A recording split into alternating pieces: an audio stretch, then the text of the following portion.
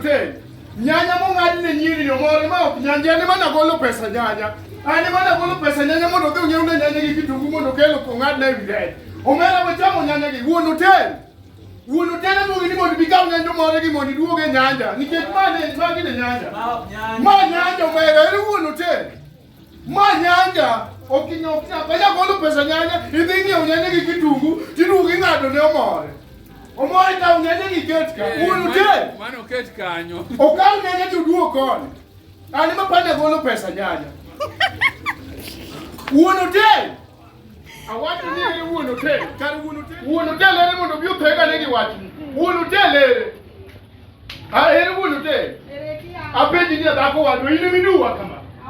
Ile miduwa anyalo ngiew nyanya tichaki kaw nyanya gi kitungu chaki miyo customer machielo. Inyi wito yowa. Iduwa malak kama ni dhako wadu iduwa nango. Chima koda. Iduwa nango. Okadu ya. Okadu yo kanyanya to nyanya.